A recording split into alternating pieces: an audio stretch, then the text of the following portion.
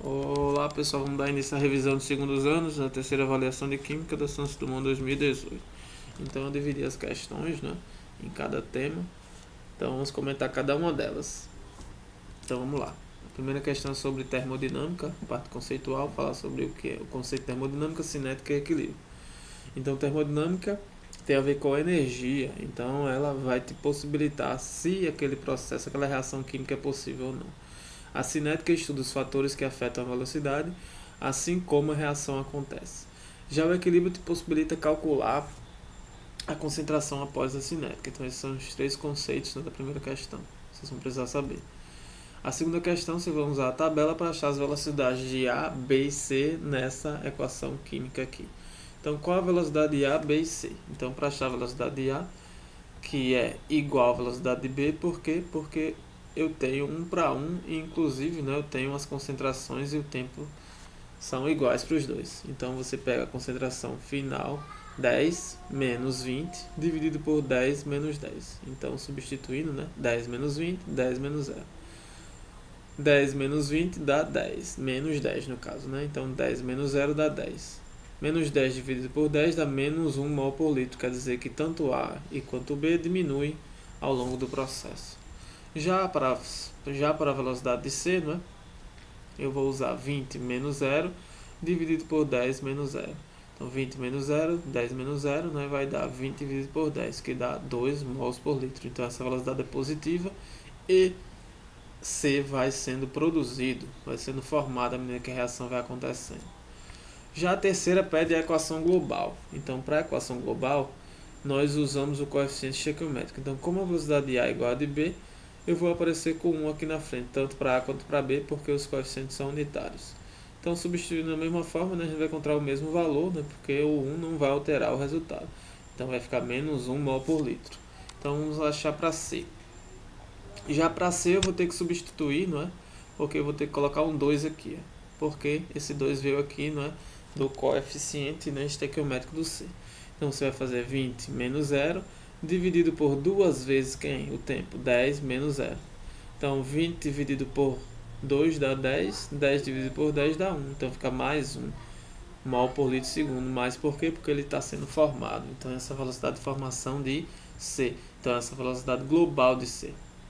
Então a quarta, você tem que interpretar esse gráfico energia em função do caminho da reação. Reagentes menor energia vai passar para produtos. Essa diferença de energia é interpretada como entalpia. Esse valor aqui é chamado de energia de ativação, que na verdade vai a energia dos reagentes até o pico, onde tem um complexo ativado. E aqui essa figura ainda colocou a reação com catalisador, que você acaba diminuindo esse pico e favorecendo a reação acontecer. Então eu quero que vocês estudem esse gráfico aí para poder resolver a questão, que tem a ver com todos esses conceitos dentro desse gráfico. A quinta questão a gente vai usar a tabela para achar a expressão de velocidade. Então a gente vai achar a ordem para A, para B e assim como a ordem global. Então no primeiro passo a gente vai deixar A constante, então nesse primeiro caso é no primeiro e no segundo experimento, e B variando. Então variou de 1 para 2, 1 é diferente de 2. Então eu posso comparar o B com a velocidade. Então vamos lá. Então eu posso dividir 2 por 1. 2 por 1 vai ser igual a 4 por 2. Então eu dividi o experimento 2 com o experimento 1. Então após a divisão eu encontro que 2x, x é o que eu desconheço para B, vai ser igual a 2 elevado a 1 que eu conheço para a velocidade. Então x é igual a 1, então eu digo que a ordem para B é igual a 1. Aí vamos para deixando agora variando A e constante B. Então eu tenho uma única possibilidade. Então 1 e 3 e B fica constante, porque ele fica o valor 1 para 1 e 3, na verdade. Então 3 dividido por 1 vai ser a minha resolução. Então você vai pegar o 2A, o 2 em A dividido por 1 vai ser igual a quanto? A 8 dividido por 2. 8 dividido por 2 dá 4. Fatorando 4, 2 vezes 2 dá 4. Então 2 elevado a 2 dá 4. Então como é o x que eu quero encontrar para quem? Para A. Então x é igual a 2. Então eu digo que a ordem para A é 2. Então eu posso escrever minha lei de velocidade, que vai ser igual a K. a minha constante, A elevado ao quadrado, porque é de ordem 2, e B elevado a 1, não é? Então a ordem global aqui é 3 e não 2, como está escrito aqui. Ordem global 3, ordem para A 2, ordem para B 1. Vamos lá, próximo. Os fatores que afetam a velocidade, quais são eles? Então eu coloquei aqueles que são mais complicados de entender. Então a temperatura, maior velocidade, porque aumenta o número de colisões. Então se diminuir a temperatura, eu vou ter o menor número de colisões, menor velocidade. Já a pressão, maior pressão em um menor volume, eu terei maior velocidade também pelo número de colisões aumentadas. Já a menor pressão, eu terei um maior volume, vai ser mais difícil existir as colisões e menor velocidade. Já a superfície de contato, maior superfície de contato, maior velocidade. Menor superfície de contato, menor velocidade. É só você comparar o bombril, por exemplo. O bombril tem muita área superficial, então ele vai oxidar mais rápido que qualquer outro material, né, feito também de ferro. Já a questão 7 é o cálculo de Kc. Então, se eu avaliar a concentração de uma substância ao longo do tempo, quando é que eu vou saber que é o equilíbrio? É quando as concentrações são iguais. Eu não tenho uma reação de hidrogênio reagindo com iodo, produzindo 2HI. Então, quando ficar constante, eu vejo que é a região de equilíbrio. Então, vamos supor que a região 3 é a região de equilíbrio. Então, eu escrevo Kc.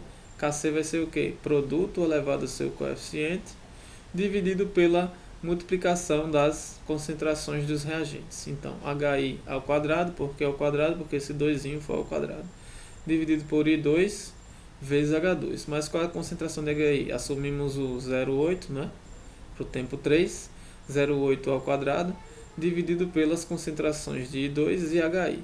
Então, isso aí vai me dar 1,8, que quer dizer que Kc favorece aos produtos, quer dizer que eu tenho mais produtos que reagentes ao longo da minha reação, no meu equilíbrio químico, na verdade.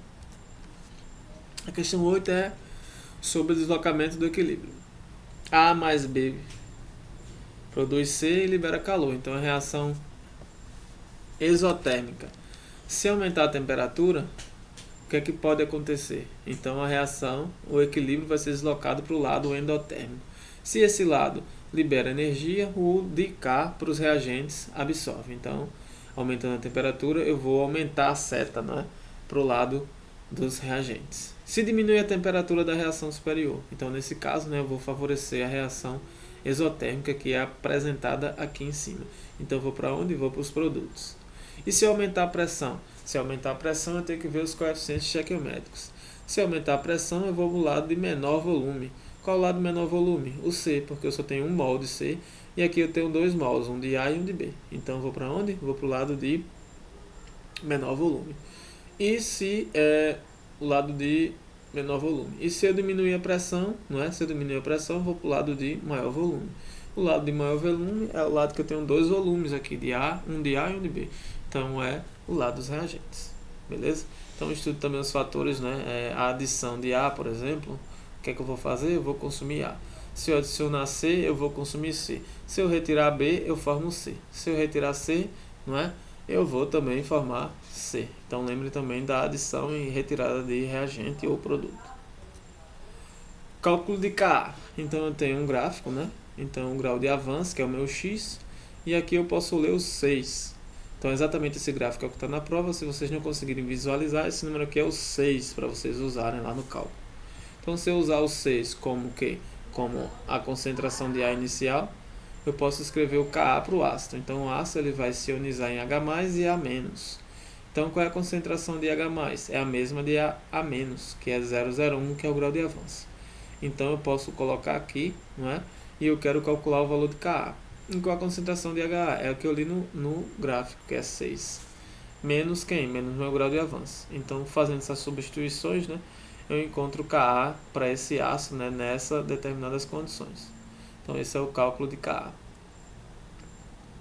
E a última, né, para finalizar, é o cálculo de Kc. Então eu tenho uma reação química que acontece, B mais C produz D, e isso em um volume 1 litro. Então no início eu tenho 2 mols de B, eu tenho C igual a 0 e D igual a 0, que no caso aqui, né, eu vou ter 1 mol de C e 2 mols Então tem que ter aqui 2 mols de C e 2 mols de B. Então faça as correções. Tem que ter 2 aqui e 2 aqui, para ficar 1 embaixo. Para a gente poder usar essa tabela. Então reagir 1, se reagir 1 eu consumi 2, eu consumi 1 daqui, sobrou 1. Consumi 1 daqui, sobrou 1. E não tenho nada no meu produto. E depois, né, sobrou esse. Só reagi 1, sobrou 1, porque tinha 2. Só reagi 1, sobrou 1 porque tinha 2 no lugar desse 0, lembrando, né? Então, se formou 1, esse continuou. Então, eu vou dividir pelo volume, vai ficar o inverso de V, o inverso de V, o inverso de V. Escrevo Kc, o que é Kc? Vai ser a concentração de D, dividido pela concentração de B, multiplicado pela concentração de C, no caso aqui, né? Tá errado também. Mas qual é a concentração de D? É 1 sobre V, não é? Qual é a concentração de C? É 1 sobre V, e de B é 1 sobre V. Corta 1 sobre V sobre 1 sobre V, vai ficar 1 sobre 1 sobre V. Mas quem é V? A gente disse que era 1 litro. Então 1 dividido por 1 dividido por 1 dá igual a Kc igual a 1. Isso quer dizer que a concentração, né, que a quantidade de D e B e C é igual lá no equilíbrio, né? Então beleza? Eu espero que vocês tenham uma boa prova e bons estudos aí, galera. Valeu!